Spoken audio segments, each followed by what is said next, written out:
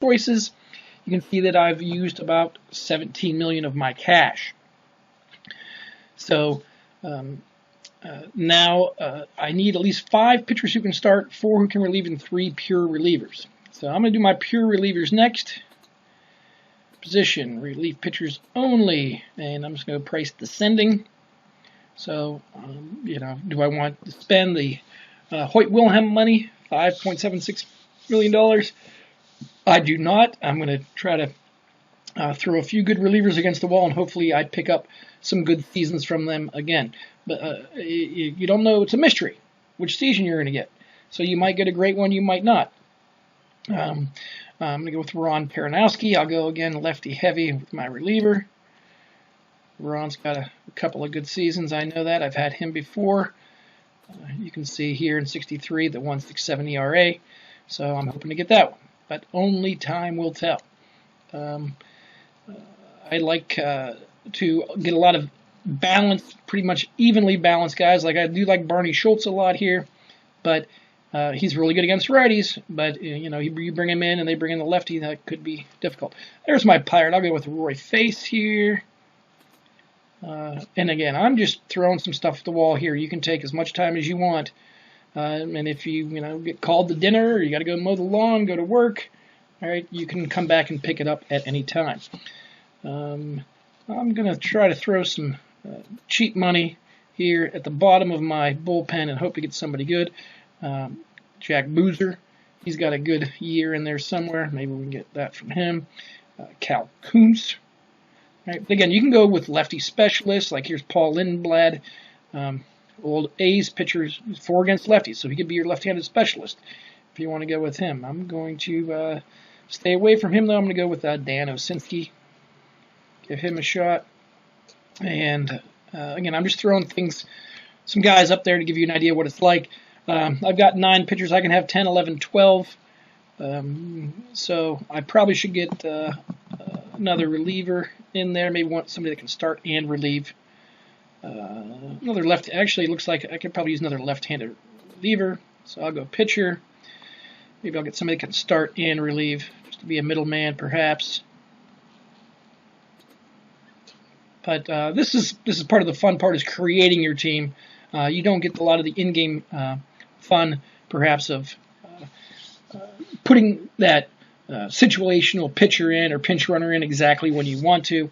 A lot of times the computer, lovingly known as HAL to many Strat-o-Matic players, how they're going to do it. So, you know what, here, I'm going to go with Blue Moon Odom. I really like Blue Moon because he's a starter. He does not relieve, so they're not going to put him into the game when I want him. Actually, I like cheap starters with the asterisk. Early win is even cheaper version than that. All right, I'm going to go back to my draft list. I've got 10 pitchers. I need 10 to 12. I'm happy with those 10 for now, and I still have $53 million. So I went a little light on my staff, but again, I can, once the draft happens and I see who I got and who I didn't get, I can go back and change anybody that I picked up for anybody that's available still on the free agent list. On the waiver wires. All right, hitters. You know what? Let's start with catchers. Catcher is the one position that you need to have 2 of. All right, you cannot have just one catcher. Joe Torre, with that 363 on base percentage and 848 combined, or 848 OPS, very enticing. But you can see that the freight on Torre's high. So what I'm going to do is I'm going to run a platoon at my catcher for my catchers. So I'm going to go catcher. I'm going to go balanced right. All right. Most teams have more righties than lefties. So this guy, my left-handed hitting catcher, or my catcher that's going to play against righties, chances are he's going to be playing more than the other catcher. So I'll probably spend a little bit more money on this guy, depending on who I choose. Here's my good buddy Johnny Roseborough, who Juan Marichal, you might remember, tried to take a baseball bat and hit over the head back in the day. All right. Elrod Hendricks, Ellie Hendricks here. His 1970s mystery card is really, really good. The 60s, not so much here. 720 OPS. If I get that card, great. If I don't, though, I'm not going to like him. So I'm going to maybe try to spend a little bit more than that on my catcher versus righty. Duke Simmons here. 740 when he gets hurt a lot, though. So I'm going to look at his card. All right, the injuries for Duke. Look, his best season, 782 OPS, is also the one he gets injured on. So I'm not going to, oh no, we got 800 here. If you get that card, you're going to be very, very happy. But I would want that card. I don't know if I would want. Those are the 2 cards there. 2 out of 5 cards are good. I don't really like those odds. Johnny Blanchard. He's a 4. He's got a weak arm. Do I want to go ahead and go with that? Tim McCarver, I'm spending more money for. I'm moving into right-handers against righties. I'm not going to do that. So I'm going to roll the dice here. I'm going to take this Charlie Savatsky here. He has 1 good card, hits a lot of home runs. So I'm actually going to grab 2 catchers against the righty and hope one of them hits. Let's go. I will take Ellie to back up Carl. Okay, now both of those catchers are not very good defensively, so I'm going to go back up here. I'm going to actually pick up 3 catchers. This one will be against strong, balanced lefty catcher. Chances are he's going to be a righty. And we've got 2 Hal Smiths, one for the Buccos, one for the Yankees, I believe. Johnny Bateman here. I've had him in the past. Let's go ahead and take Hal Smith. I think this is the Bucco one. Good defense. Nope, that's the St. Louis one. Good defense, no hitting. Nope. I'll go back and take this Hal Smith. Again, poor defense. But if you get this card right here, 859 OPS, you can see very nice card here against lefties. But there's a good chance I'm not going to get that card. All right? If I don't get that card, though, if I change him out in the first quarter of the season, I'm going to get most of that money back to choose somebody else. All right, there's the catcher. Let's go to center field. I'm going to try to start strong up the middle. There's Mickey right there. He's very, very sought after by many players. Willie's there. Hank's there. Bobby can play center field. Roberto Clemente. Big fan, obviously. Let's go Bucks. But I'm going to play it a little cheap in center. Not going to spend $9 million. But I want somebody that can field the position well. Landis and Flood are both 1s here. Reggie Smith. He's a 2. He's a switchy. $7 million. That's a lot of money. But I can save money on by not spending the 11 or 12 you can get on some players. So let's go ahead and put Reggie Smith in there as my choice for center field.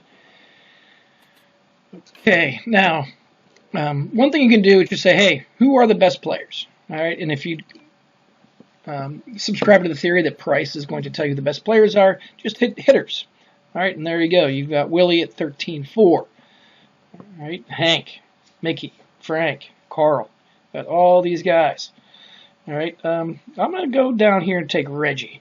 All right, Reggie is my right fielder. And as I said with my pitching staff, I'm going to go left-handers. I'm going to do the same exact thing with my hitting. I'm going to try to lean towards lefty power hitters. All right, hoping that the other teams in my division are primarily a right-handed pitching staff. So with Reggie in right, I go to my left fielder. And again, I don't want to spend top premium. Sometimes, hey, I've gotten Mickey, and just a quick look at Mickey's card here. Mickey Mantle, 1961, OPS 1.135. That's a fun card to have. All right, but if you don't get that card, you know, they might throw you a different center fielder that you don't like, and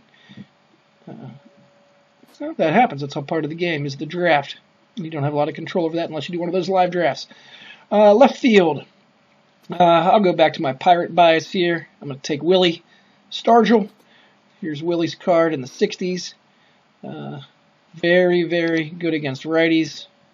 Not so good against lefties, though. Even his best card here, you see his lefties, he's going to get out occasionally. But we'll give Willie a shot here and left.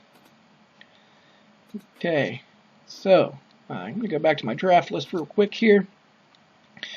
And you can see that I've got my 3 catchers, and I got my outfield done. Now I'm going to have to move around my infield. All right, shortstop. I'm going to look for defense first here, try to save some money. You know, and you also will, I like to play defense. Fergosi, 226 is good. 5 million is a high tag for him, though. I'm going to go ahead and sort the shortstops by on base plus slugging. I really like that stat. It correlates very well with wins. All right, that's going to show me now where these shortstops are based on OPS. All right, and you see the salaries are pretty much, you know, top, high to low.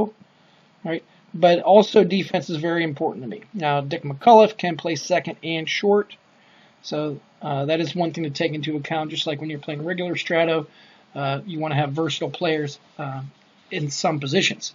The shortstop situation for this team, though, I'm building left-handed power everywhere else. I'm going to want to stick to defense here.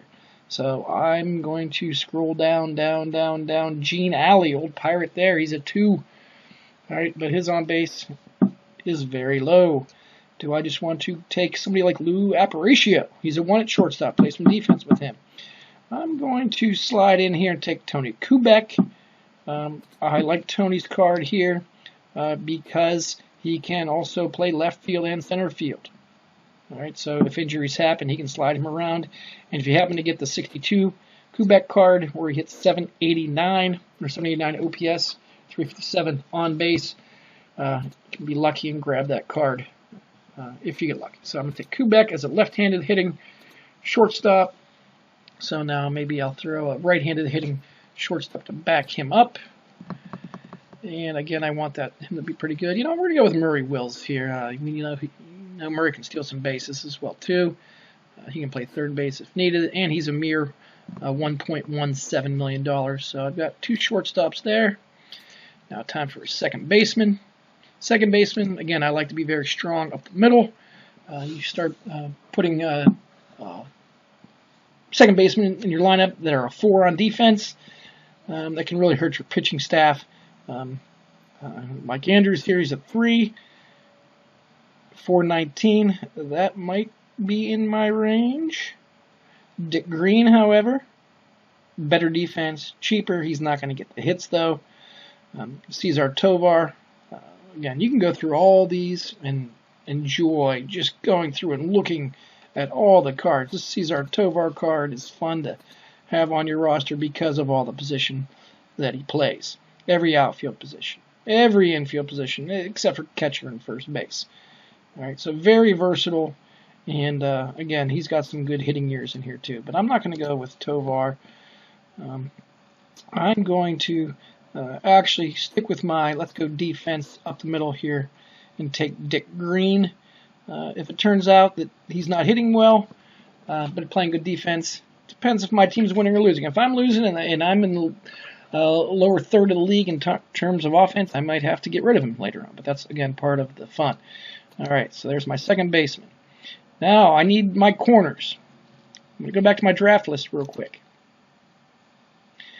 All right, I've got everything but first base and third base. I need at least